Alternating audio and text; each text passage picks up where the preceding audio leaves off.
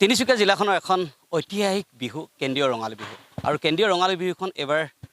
আচলতে ক'ব লাগিব কিছু অসুবিধাৰ বাবে অলপ পিছলৈ আনিবলগীয়া হৈছিল যিহেতু লোকসভা নিৰ্বাচনো আছিল তাৰ সমান্তৰালকৈ সকলোৰে প্ৰতি লক্ষ্য ৰাখি যিহেতু এই বছৰ ৭৫ সংখ্যকত ভৰি দিছে হীৰক জয়ন্তী বৰ্ষ আৰু মোৰ সতীৰ্থক এবাৰ দেখুৱাবলৈ মই অনুৰোধ জনাম এইদৰে আচলতে আজি মূল লাই খুঁটা তেখেতসকলে স্থাপন কৰিছে হীৰক জয়ন্তী বৰ্ষৰ এই কেন্দ্ৰীয় ৰঙালী বিহু সন্মিলনখনি আৰু মোৰ সতীৰ্থক এইদৰে আচলতে লাই খুঁটাৰ সমান্তৰালকৈ দেখিবলৈ পোৱা গৈছে যে বিহুৰ যিহেতু অহা ইংৰাজী ৬ আৰু ৭ মে' দেও সোম আৰু মঙলবাৰে তিনিচুকীয়া চলিহানগৰ বৰদলৈ খেলপথাৰত আচলতে প্ৰতি বছৰে এই বছৰ আয়োজন কৰিছে আৰু হীৰক জয়ন্তী বৰ্ষৰ সমান্তৰালকৈ দেখিবলৈ পোৱা গৈছে যে এই মুহূৰ্তত বন্তি প্ৰজ্বলন কাৰ্যসূচীৰ লগতে লাই খুঁটা স্থাপনৰ স্থলীৰ পৰা মই দেখুৱাবলৈ চেষ্টা কৰিছোঁ আৰু সমান্তৰালকৈ তেখেতসকলৰ হীৰক জয়ন্তী বৰ্ষৰ কিছু কথা আমি জানিবলৈ চেষ্টা কৰিম যিহেতু এইবাৰ বিহুখন এবাৰ পিছুৱাবলগীয়া হ'ল আৰু কি পৰিস্থিতি সেই কথাও আমি জানিবলৈ চেষ্টা কৰিম তেখেতসকলে আচলতে এই মুহূৰ্তত প্ৰাৰ্থনা জনাইছে ভগৱানৰ ওচৰত যাতে সুকলমে আচলতে এই বিহুখন সম্পন্ন হয় তাৰে এই পৰিৱেশ দেখুৱাইছে মোৰ সতীৰ্থই আয়োজন কৰা এই বিহুখনি যেন তোমাৰ আশীৰ্বাদত ভালদৰে পাৰ হৈ যায় যিহেতু এই বিহুখনে আমাৰ তিনিচুকীয়া জিলাখনৰ এক ঐতিহাসিক পৰম্পৰাগতভাৱে পাতিবলগীয়া হয় আৰু যিহেতু এইবাৰ অকণ পিছুৱাবলগীয়া হ'ল আজি আপোনালোকে লাই খুঁটা স্থাপন কৰিছে কি জনাব নহয় এইবাৰ আচলতে আপোনালোকে জানে যে দেশত যিটো নিৰ্বাচন আহিলে আৰু সেই নিৰ্বাচনটো প্ৰথম পৰ্যায়ৰ নিৰ্বাচনটো যিহেতু ডিব্ৰুগড় লোকসভা সমষ্টি 19 এপ্ৰিলত হোৱাৰ কাৰণে বেছিভাগ মানুহে ৰাজনীতিৰ লগত জড়িত আৰু সেই সূত্ৰে আমি বিহুখন বেক কৰা হৈছিল কিন্তু পুনৰ এই বিহুখন যিটো তাৰিখ লোৱা হৈছিল সেই তাৰিখটোত স্থায়ী উদযাপন সমিতিৰ সভাপতিগৰাকীয়ে অকণমান অসুবিধা দেখুৱালে আৰু বাকী সকলোৰ অসুবিধা হোৱাৰ কাৰণে পুনৰ আলোচনাৰ মৰ্মে 6 আৰু 7 দুদিনীয়া কাৰ্যসূচীৰে উদযাপন কৰিবলৈ লোৱা হৈছে আমি স্থায়ী সমিতি আৰু উদযাপন সমিতি দুই সমিতিয়ে সকলো ৰাইজৰ সহায় আৰু সহযোগিতা বিচাৰিছোঁ যিহেতু কেন্দ্ৰীয় তিনিচুকীয়া ৰঙালী বিহুখন এখন ঐতিহাসিক বিহু আৰু এইবাৰ ৭৫তম হৈছিল যদিও আমি শোভাযাত্ৰাটো 6 তাৰিখে কৰাৰ সিদ্ধান্ত গ্ৰহণ কৰা হৈছে গতিকে আমি সমূহ ৰাইজৰ সহায় আৰু সহযোগিতা বিচাৰিছোঁ কেন্দ্ৰীয় ৰঙালী বিহুখন আগৰ দিনবিলাকত যিদৰে হৈছিল এতিয়া কিছু অসুবিধা আহি পৰিছে আপোনালোকে জানে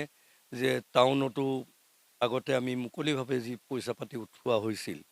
এতিয়া কমিটি হ'ল আৰু কমিটিয়ে এটা নিৰ্ধাৰণ কৰি দিয়ে যে আমি ইমানেই দিব পাৰোঁ আৰু এজন শিল্পী আনিবলৈ হ'লে আজিকালি 3 লাখ 4 লাখ 5 লাখ 6 লাখ টকা লাগে গতিকে এই বহু কথা আছে মানুহে সমালোচনা কৰে মানুহে কয় কিন্তু যেতিয়া ভিতৰত সোমাব তেতিয়াহে গম পাব যে কিমান কষ্টৰে আমাৰ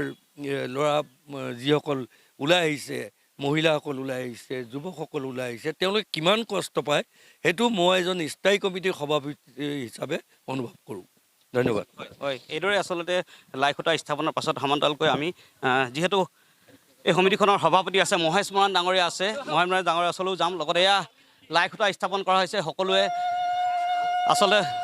ভগৱানক প্ৰাৰ্থনা কৰিছে উৰুলি দি তেখেতসকলে এই বিহুখন যাতে সুকলমে হৈ যায় তাৰে কামনা কৰি পেলাই তেখেতসকলে বন্তি প্ৰজ্বলন কৰি স্থাপন কৰিছে আৰু দেখিবলৈ পোৱা গৈছে মোৰ সতীৰ্থই দেখুৱাই আছে সম্পূৰ্ণ পৰিৱেশ আৰু যিহেতু সভাপতি আছে মহেশ মৰাণ ডাঙৰীয়া তেখেতৰ ওচৰলৈ যাম আৰু তেখেতৰ পৰা আমি জানিবলৈ চেষ্টা কৰিম এই মুহূৰ্তত যিহেতু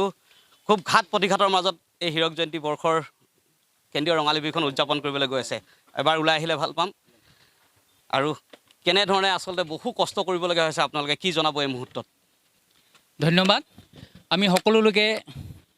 আমি প্ৰিণ্ট মিডিয়া আৰু ইলেক্ট্ৰনিক মিডিয়া সকলোলৈ আমি আমাৰ কেন্দ্ৰীয় ৰঙালী বিহুৰ তৰফৰ পৰা শুভেচ্ছা জ্ঞাপন কৰিছোঁ আমি সকলোৱে জানো যে এইবাৰ তিনিচুকীয়া কেন্দ্ৰীয় ৰঙালী বিহু সাংস্কৃতিক সন্মিলনখন ৭৫ বছৰ ভৰি দিছে আৰু এই ৭৫তম কেন্দ্ৰীয় ৰঙালী বিহুখন আমি বৰ্ষজোৰা আমি পালন কৰিম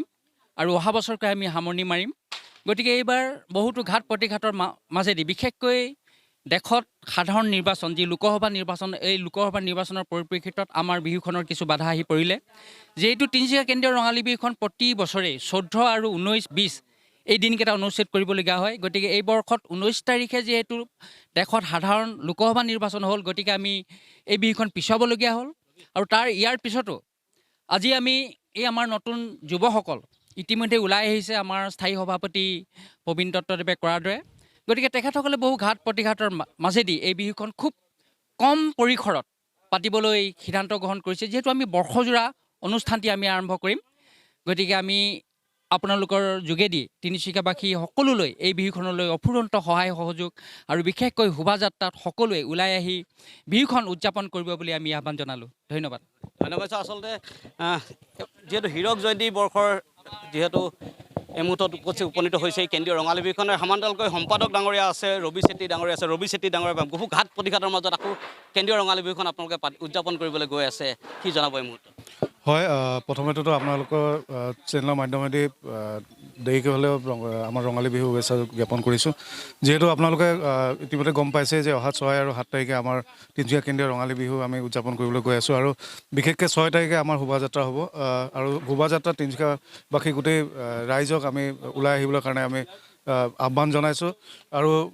যোনটো আমাৰ এই বছৰ ৰঙালী বিহুখন 75 বছৰ চুই গৈছে, সেইকাৰণে আমি আমাৰ হীৰক জয়ন্তী বৰ্ষৰ শুভ আৰম্ভণি কৰি কিনে গোটেই বছৰজোৰা কাৰ্যসূচী আমি লৈ কিনে আমাৰ এই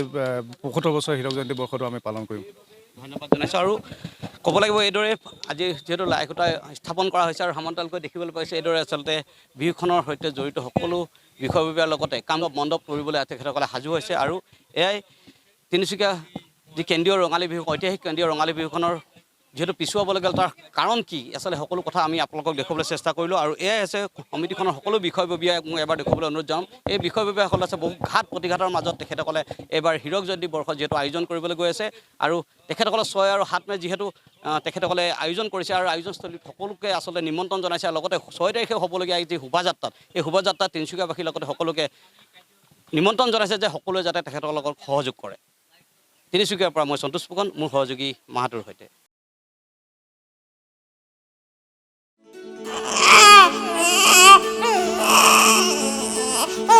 অভিনন্দন, আপোনাৰ এজনী ছোৱালী জন্ম হৈছে।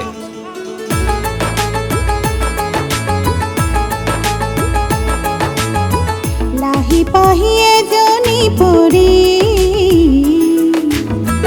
আহিলে ঘৰখন উজলি, বেটি বাচাও বেটি পঢ়াও